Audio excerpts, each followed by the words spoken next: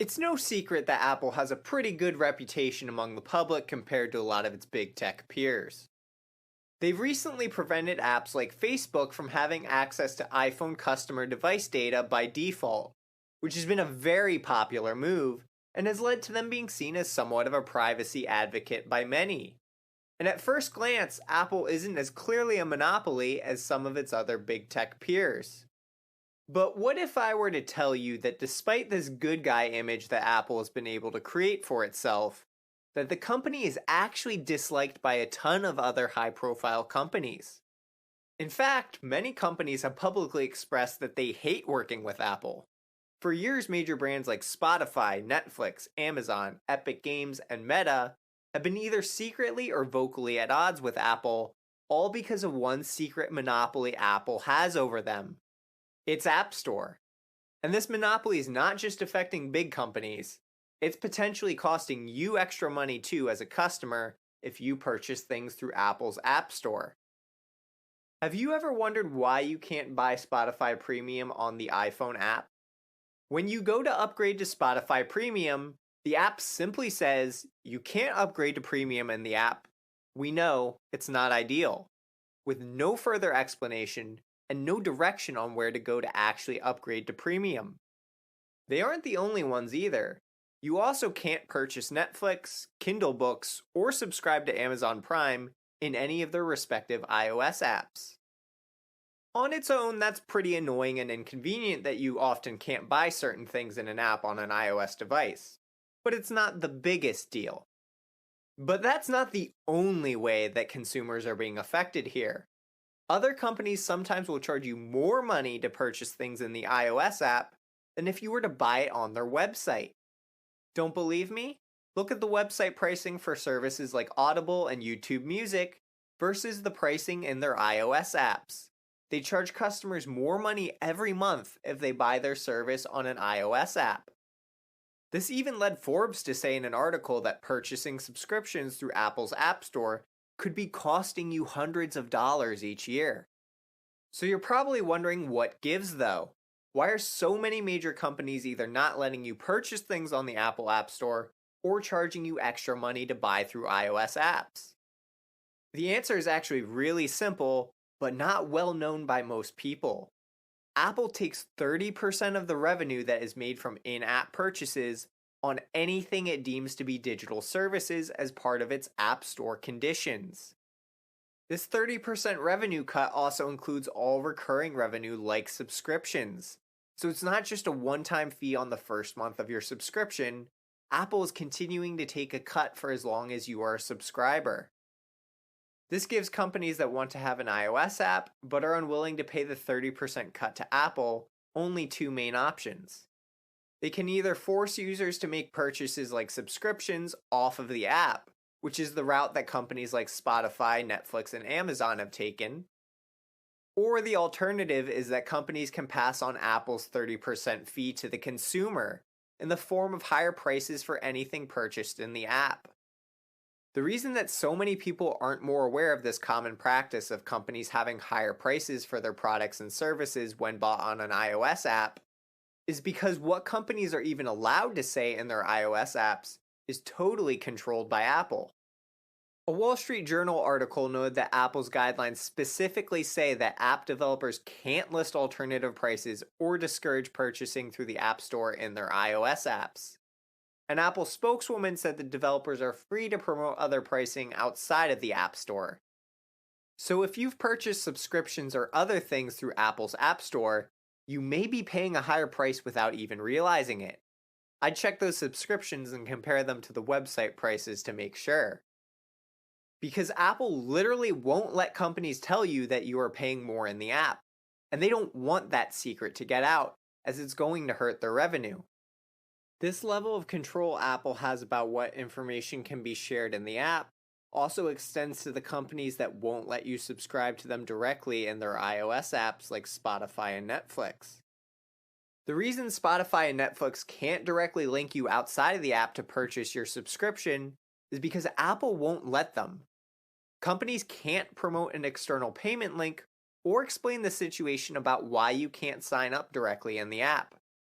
Instead, they are forced to say a generic message like Spotify's "you can't upgrade to premium" in the app, we know it's not ideal, and hope that the viewer will navigate directly to their site to purchase on their own without any link from the app prompting them to do so.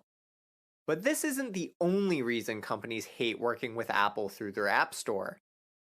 Unlike Google's Android devices, Apple will only let people install apps on their iPhone or iPad through Apple's App Store. On Android devices, consumers are able to download apps to their smartphones without relying on only the Google Play Store by using different independent app stores. This is important because it means that the only way to get an app on an iPhone is directly through Apple's App Store. There is no alternative. So any company that wants to offer an app to anyone using an iPhone has to go through Apple and pay them a 30% royalty on all of the money they make through that app. What makes this more frustrating for companies and independent developers is that Apple can essentially decide what it's going to allow and what it's not going to allow on a case-by-case basis in the App Store. A lot of this is based on whether it determines something to be a quote digital service unquote that's subject to the 30% revenue cut or not. For example, Uber and Airbnb don't have to pay any of these commissions to Apple, even though these purchases are made in the app, because Apple has decided that they don't fit the label of a digital service. Companies critical of Apple also note that it unevenly applies its rules based on the company and app's size. For example, the Wall Street Journal noted that the developers of an email app called Hey were very critical of Apple for having double standards for its service compared to those of larger companies like Spotify and Netflix. This is because Hey wanted to charge $99 a year for access to its privacy-forward email service. But Apple rejected their app on the grounds that it lacked a paid sign-up option within the app. The Apple spokeswoman said that users should be able to download an app and use it right away, and that the exemption Apple granted Netflix, Spotify, and others in their reader category did not apply to Hey. Another huge criticism is that these practices are a major conflict of interest because it allows Apple to put competition for several of its own services at a disadvantage. For example, Apple Music's app doesn't have to pay a 30% fee because they're owned by Apple, but Spotify would have to pay that fee if they accepted payments in their app, which puts Spotify at an inherent disadvantage in the Apple ecosystem. This monopolistic power lets Apple disadvantage anyone trying to compete with them in the iOS ecosystem. To put it simply, if companies want to offer any app at all to people who have an iPhone, they have to go through Apple's App Store. From there, Apple can force companies to use their payment system for any purchases made in their app, and take a 30% cut of all of that revenue on digital services. If companies don't like it, then they essentially can't sell anything in their app at all and have to block potential customers from making purchases. This means that Apple has effectively built a monopoly through their App Store that most people are completely unaware of. Many companies like Netflix and Amazon quietly resist these policies without drawing attention to them, by simply forcing people to purchase subscriptions outside the app without any explanation of why. But some companies are vocally and legally fighting a huge war with Apple over these App Store policies, which they say are monopolistic. The two biggest vocal critics have been Spotify and Fortnite creator Epic Games. Most people don't know this, but Spotify runs a whole website dedicated to criticizing and spreading awareness about Apple's App Store practices, and the website's literally called Time to Play Fair, which is hilarious. But this website also has a few pages explaining their criticisms of Apple in detail. You can see on their Fast Facts page that their main criticisms are the following. Apple's 30% revenue tax for apps is applied unevenly and often in particular niches where it competes. Apple imposes communication restrictions on companies that don't use their in-app payment system, preventing those companies from sharing promotions or deals that can be found outside of the app, since Apple won't be getting any of the revenue. Apple also won't let Spotify link app users off of the app to upgrade to Spotify Premium, since that would be a transaction happening outside of the App Store. Apple won't let Spotify users purchase an audiobook within the app unless they use Apple's payment system. And finally, Apple can reject any app updates that don't abide by the restrictions they have set, which puts Spotify at a disadvantage making their app compared to Apple Music. I definitely recommend checking out the website in more depth to take a look at Spotify's arguments and see what you think of them.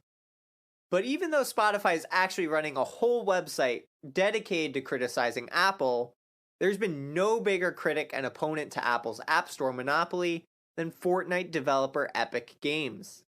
Epic Games founder and CEO Tim Sweeney is documented as being critical of Apple's App Store commission as far back as 2017, but things escalated in a major way when the developer updated Fortnite in August of 2020 to circumvent Apple's App Store purchasing policies. The company made Fortnite's in-game currency 20% cheaper when purchased directly through Epic Games instead of through Apple's payment system, which made Fortnite more money, saved the customer money, but cut Apple out of the middle.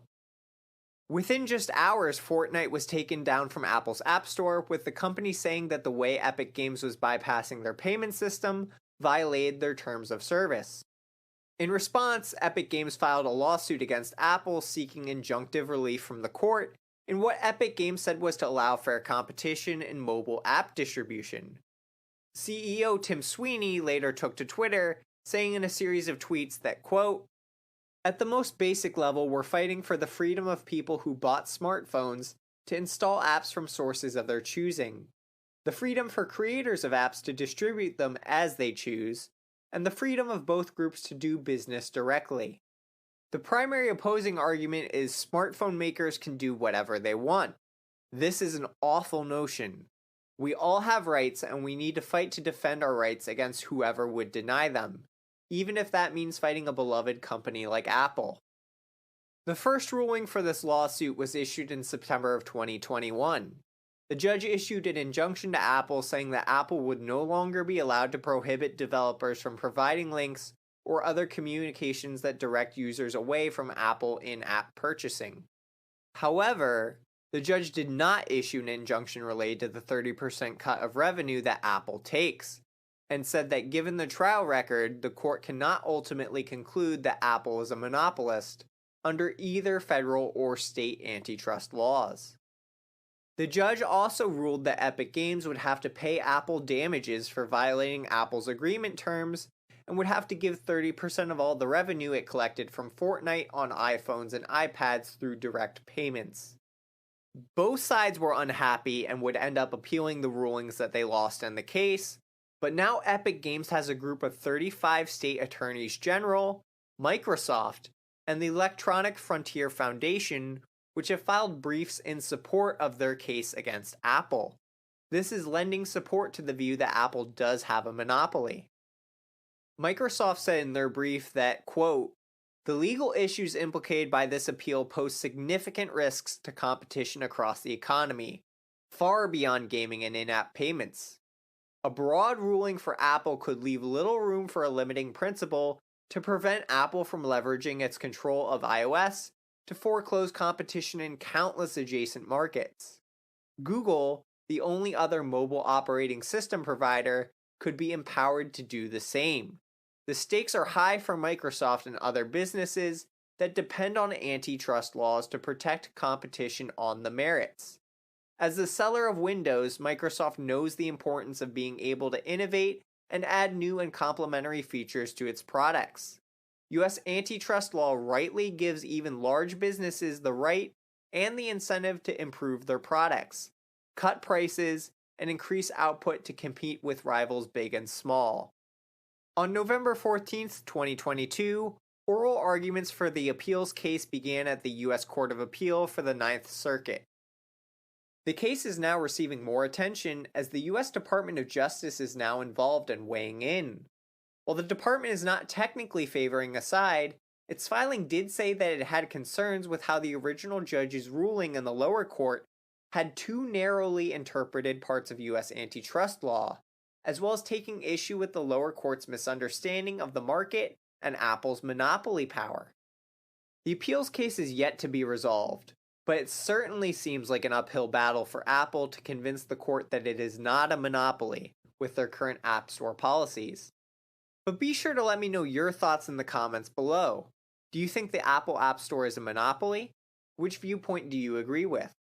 And be sure to leave a like on the video and subscribe to the channel for more finance and investing content. Thanks.